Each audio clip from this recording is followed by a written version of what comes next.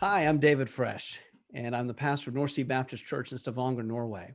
But I was born originally in Oklahoma to a family in the oil industry. We ended up moving around the world a little bit, living in a couple different states, a couple different countries in Europe. And that just gave me an understanding of God's great picture for the world and his kingdom that is worldwide, what he's doing, and a real excitement for it. And I grew up in some international churches. And then back in the US, I ended up in Texas.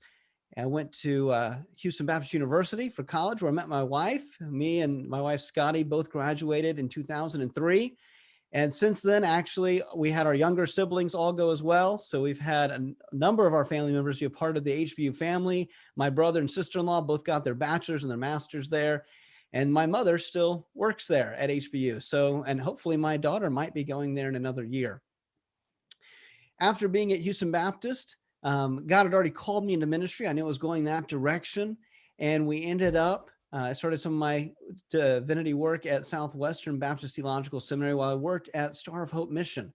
And I was working at the men's center there, and I was working in the recovery program that we have. It's a fantastic program. Star of Hope does a lot of really good work, pouring into the lives of men, giving them a Christian foundation and helping them to get out of addiction. And so I was working there as a Bible teacher, which was a great ministry opportunity, getting to really understand what's going on and getting to have a compassion for some of these men who've been in and out of prison and understand how God really helps to redeem them and restore them.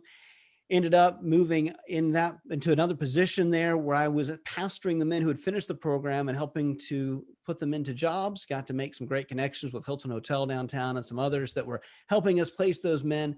But then God called me back overseas. And through a friend of mine who had actually been the youth pastor, a guy named Tom Blackaby, when I was a kid in Norway, where I'm at now, he had come back to Norway as the senior pastor. And we got in touch with each other, and he asked if I wanted to come serve as his associate pastor. And I did. And a year later, he moved on to serve in a family ministry. And the church ended up asking me to stay on as a senior pastor for a few years. And well, now it's been 15 years we've been here and just loving what God's doing here. But in the process of being here in our church, God has opened up a lot of other doors around the world. It was something I never expected. In a way, you think about a place like Norway, especially Stavanger, Norway. We are the kind of the center for oil in the North Sea, but we're not a big place. We're on the edge of the world, and yet God has opened up the world to me in a lot of neat ways. And I do a number of different things now in addition to pastoring my church, but they all revolve around two areas: international churches and leadership development. And those are the passions of my heart. And so when it comes to the international churches, not only do I pastor one, but I'm an executive with the International Baptist Convention, and my role is empowering leaders. So you have both of those passions of mine coming together there. We have churches across Europe and Latin America. But I'm also the executive director of the Missional International Church Network. And we have churches that largely were in the 1040 window, and that's where it started, Southeast Asia to the Middle East. But now we're expanding around the world. And we like to say it's a multi-inter non-denominational network. So the network doesn't have a denomination, but many of the churches do. And so we just have a fantastic time starting and strengthening international churches. And so I ended up getting to travel the world. Well, pre-COVID I did, just encouraging churches and leaders. And that's what I mostly work with, is the leaders in the churches, to help strengthen them, resource them so that they can do all God has called them to do in those places. And then in addition to that, I also have my own ministry that's focused on raising up leaders in developing countries. And I just it's amazing getting to go to places like, I think the last place I was before COVID was Zimbabwe. And in Zimbabwe, I was training a few hundred church leaders there. But then not only that, God opened the door that I was in Harare, the capital, and I got to teach Christian leadership principles to the city council. And now the president's son has been in touch with our coordinator there, and they're asking if we could come back and do more leadership training in the political sphere. And that's also now spreading to Zambia, but then COVID happened, so we haven't followed up. So we're largely working with Christian leaders, but also getting in the political sphere, because it's really exciting that around the world, there's more receptiveness to Christian principles in the political, education, and business than maybe what you find in the US right now, where I feel like there's a lot more perhaps anger or fear of that in the secular world. So that's been a lot of exciting things that we've gotten to do. If I can just real quick, Jerry, define what we mean by international church. Yes. When we say international church, that's not just a church that's in another country, but it's a church that's made up of people from many different nations. So in my church, we have about 30 different nations represented. We use English as the primary language because everybody in the church mostly speaks English. We have a few that struggle with it, but it's a common second language around the world.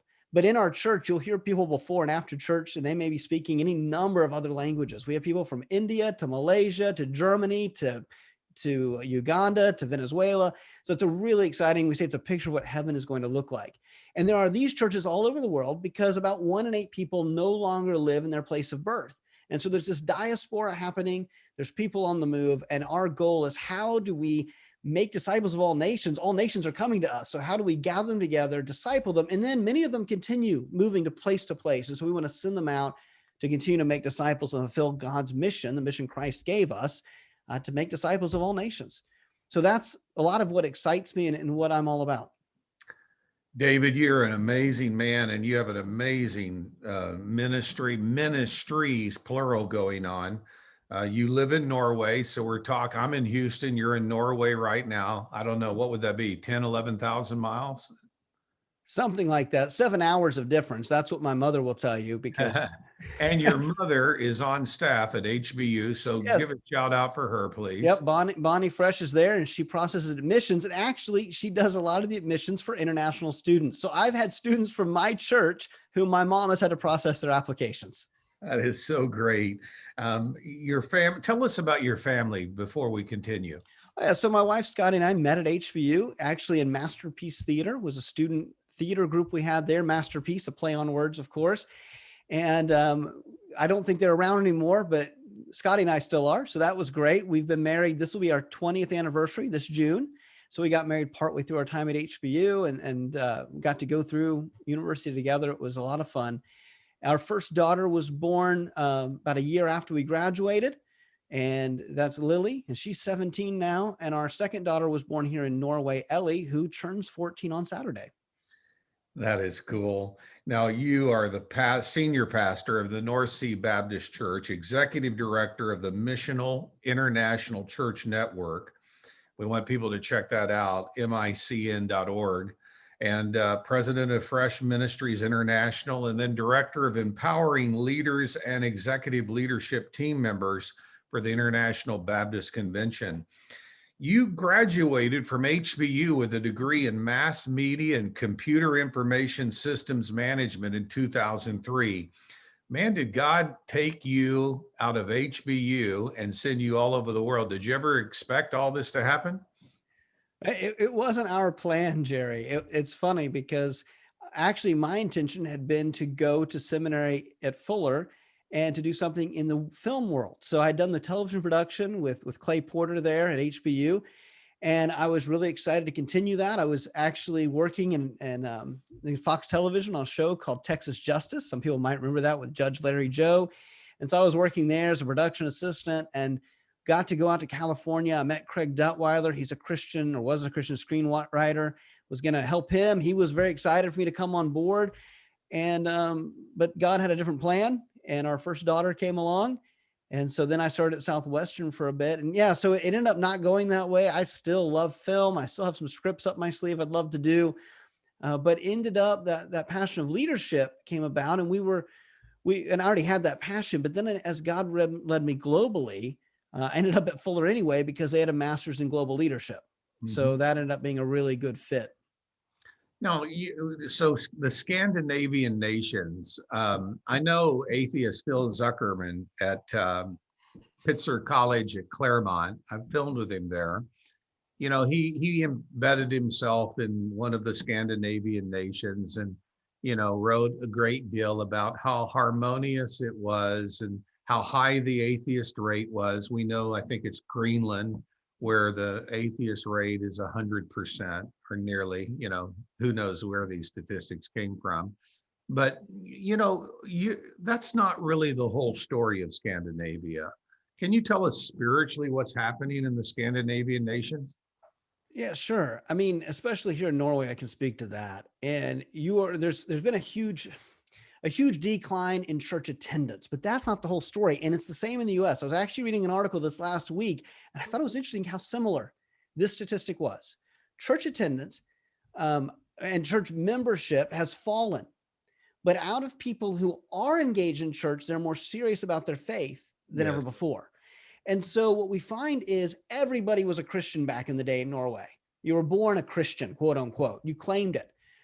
But now, as more and more people are leaving the church, those who are staying are really serious about their faith. One of the sayings we have is that state religion is the great inoculation to true faith.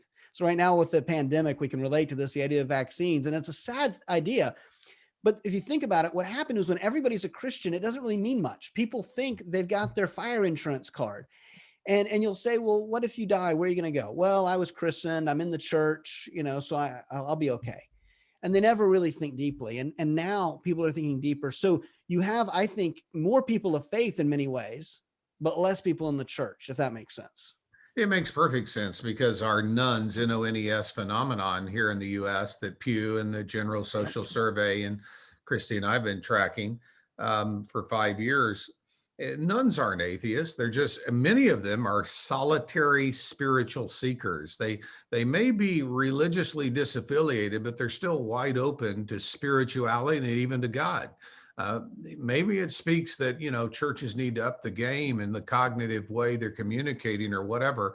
But the fact is that, there are many people who are not in an institutional church, but they really still have spiritual hunger. Now, you've gone all over the world, though, and you have a perspective. You've worked with churches in Germany and France and Thailand. Give us the global work you've done as the executive director of the Missional International Church Network, MICN.org. Yeah. And Jerry, can I make one more comment on the Yeah. spirituality here? Yesterday, I had a guy from an alarm company come to my house trying to sell me a home alarm. Mhm. And as we got to talking, I told him what I do. And he said, oh, my fiance is studying theology at this Christian university. I said, oh, great. I said, is she wanting to be a pastor or what? And he said, oh, no, we're not Christians. She's just interested in it, which it's Sure. weird, but that's the case here, right? Yeah. And he said, but I think there's a God or something. And then he mentioned Jordan Peterson, the psychologist you may know of, and he watches a lot of his videos. And I said, would you like to get together and talk about this sometime? And he said, oh, I'd love that. So I got his phone number. So I think God may have had a purpose in him coming, which was probably not me buying a system. But this is what I mean. There is actually a very openness to discussion here. People don't shut you down. If they don't feel threatened, if that makes sense. And I Sure. feel like, and I could be wrong. I've been I come back to the US frequently, but I've not been living there in a long time. But I feel like there's almost more of a reaction in the US, like negative reaction, whereas here, there's more of an openness. And I think we can capitalize on that. We just have to have the boldness to offer those discussions. Hey, would you like to talk? And you'd be surprised how often people are actually quite willing to discuss those things. That's very cool. Now, give us an idea of MICN and your work internationally. So we've got churches all over, and it's really exciting. It kind of started out of a church in Indonesia, and that church is an international church with a lot of different missions organizations. And if you know missionaries, they don't always know each other. Like they'll be in the same city, they don't cooperate sometimes. Right. And so the pastor there began to help them cooperate and work together, and it started a movement. And that movement was baptizing, and still is to this day, over 300 Muslims a month. It was incredible. And it was through this cooperation, through the international church coordinating it. It wasn't the international church doing it, but it was the international church bringing people together, casting the vision, bringing unity. And so other international churches heard about this and said, what are you doing? And they were invited to come and see. And that began the Missional International Church Network. So a big part was missional. A lot of international churches in the past were very much kind of a country club for the expat who was living abroad for a few years.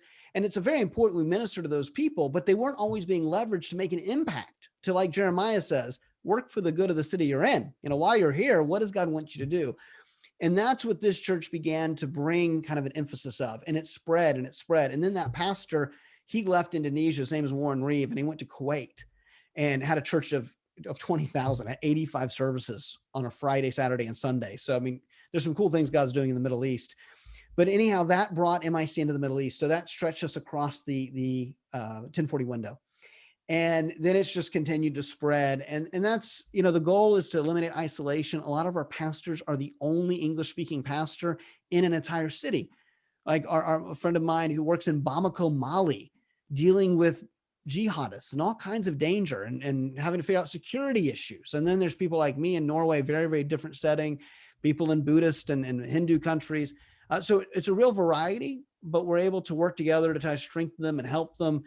And it's really exciting. It's exciting as well because what this often does is when you have a church that's working for the good of the city, they build positive relationships with the mayor, the city council, the police, whatever, and they begin to get freedom to do things that Christian missionaries are not even allowed. Or we have churches in a lot of countries where you can't be a missionary, like it's illegal.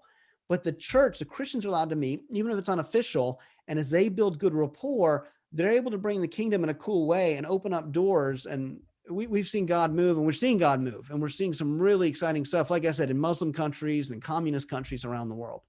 Now, David, how did you become executive director of the Missional International Church Network? I drew the short straw. You know, that's a long story. To make it short, I've been doing work with the International Baptist Convention. So that's a little bit smaller, group. It's just the Baptist churches that are international. For a while, and I ended up going to a conference in Hong Kong to represent the IBC. And it was an exciting conference. At the time, we had Ravi, we had Oz Guinness, and it feels a little odd now, but at the time it was a very exciting thing. And I got to meet all these other international churches, and the leadership of the MICN asked me if I would join them and help them out, because they still are a younger organization. And so I did. And I guess I had some good input, because after about a year or a year and a half, the executive director at the time said, hey, he's closer to retirement age. And he said, I'm ready to step aside, and would you take over? And so we prayed about it. We'd been sensing God was going to lead us to something new. We thought we were going to be moving from Norway to another church, and I was talking to my wife, we've been praying about it. And then when I was asked to take this on, we said, oh, this is what God's been preparing us for. It's my heartbeat. It's leaders and it's international churches. And so that's how we got to this place.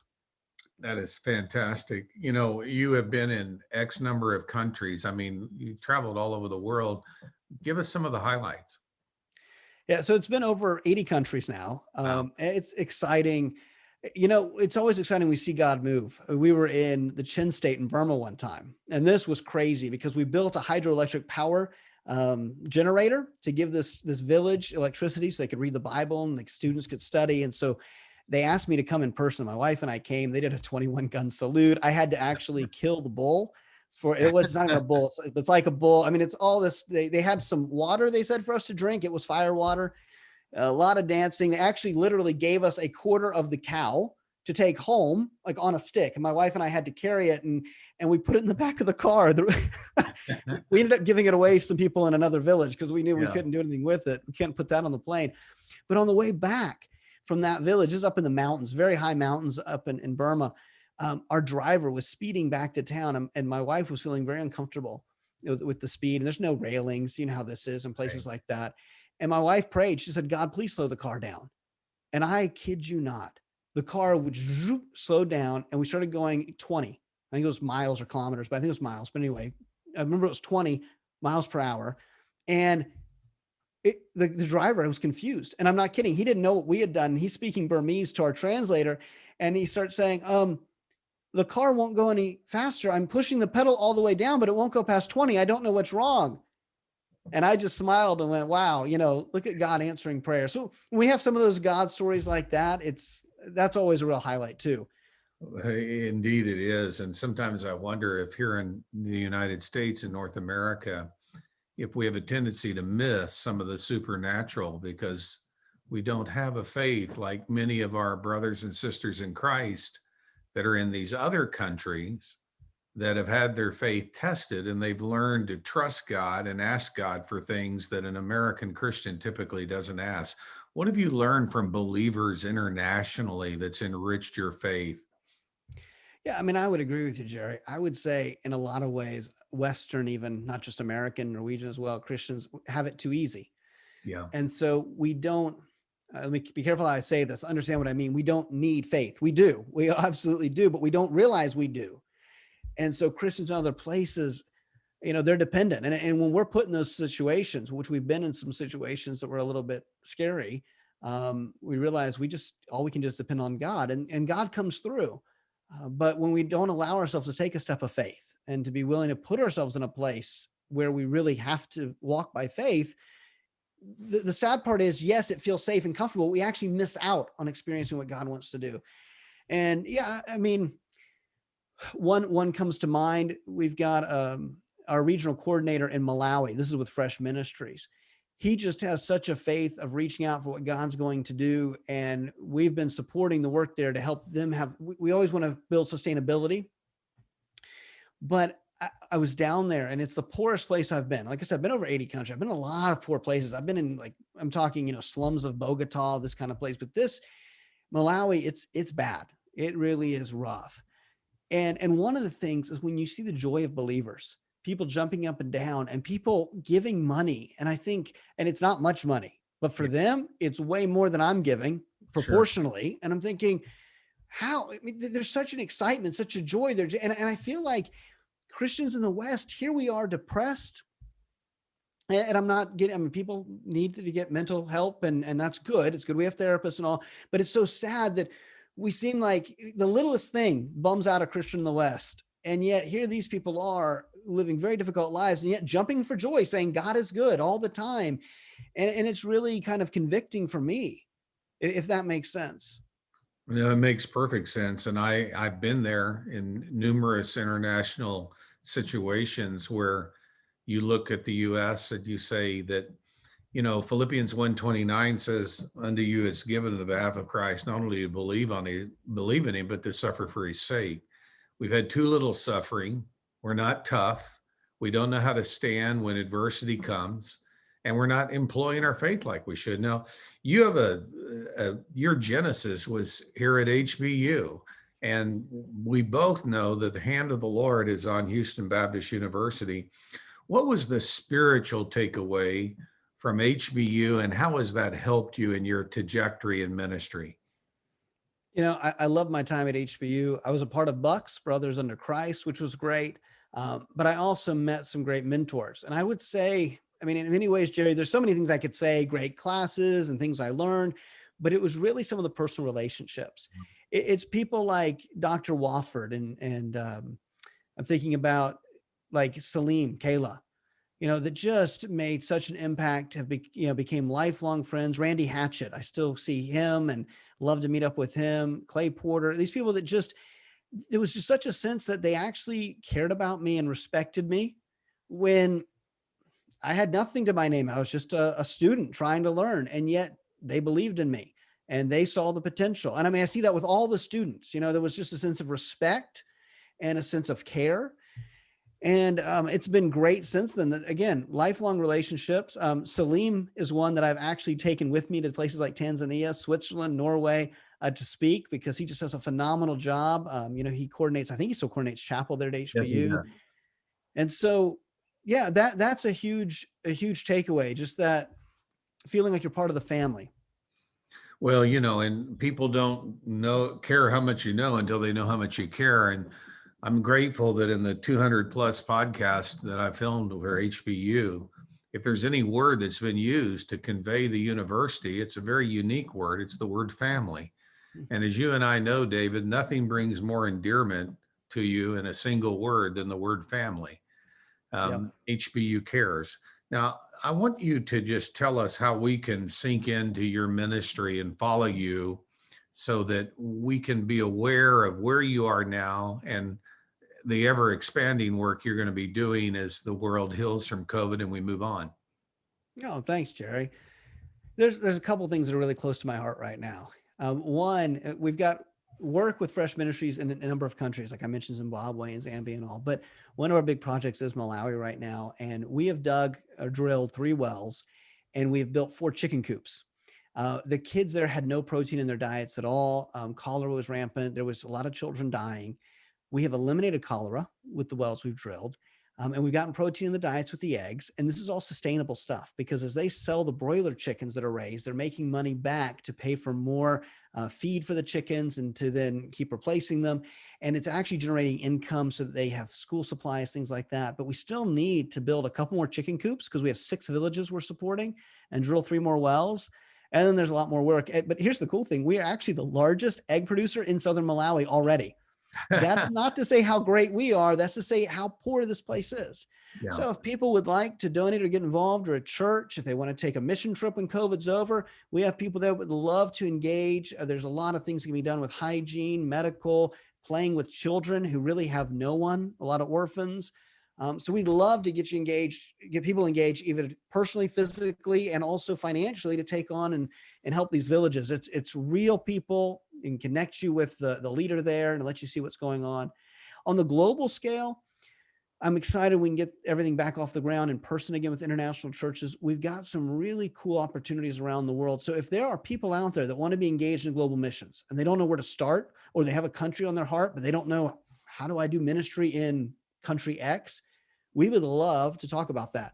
We're helping a church right now in Midland who has said they want to do more international ministry, and they asked me for some proposals. And so I worked with our churches to find some things that would fit what they were looking for them to invest in the Muslim world, in communist countries, some really neat things. And so we can work with churches or people that are wondering, how can we engage in global missions? Well, these international churches, they're already there. They have the relationships, they understand the culture, so they can help make sure that whatever you do is culturally appropriate. Because Jerry, I know you and I both know that sometimes missionaries do more harm than good, and they'll protect you from that. And also just make sure you get the most bang for your buck. So we'd love to engage either with work in Malawi or in some developing countries with Fresch Ministries, or with MICN around the world. And if people want to get in touch with me, they're welcome to email me.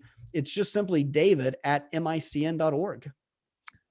And David, is there a website or Facebook page that we can direct folks to? MICN.org is probably the easiest place to start. We've got all of the different organizations in my church have websites and Facebook pages. But to not overwhelm everybody with data, they can check out MICN or just email me, and then I'll be happy to direct them whatever they want to get in touch with. Very good. David@micn.org, and that's based on Missional International Church Network, MICN.org. David@micn.org. David Fresch, we are so proud of you, and so proud to have you representing not only our university, but Jesus Christ in the many places that you are doing that. And we look forward in the future to connect with you further and to help you and hopefully encourage you. David's another reason why HBU is a unique opportunity for you to begin your career, academic, but not just academic.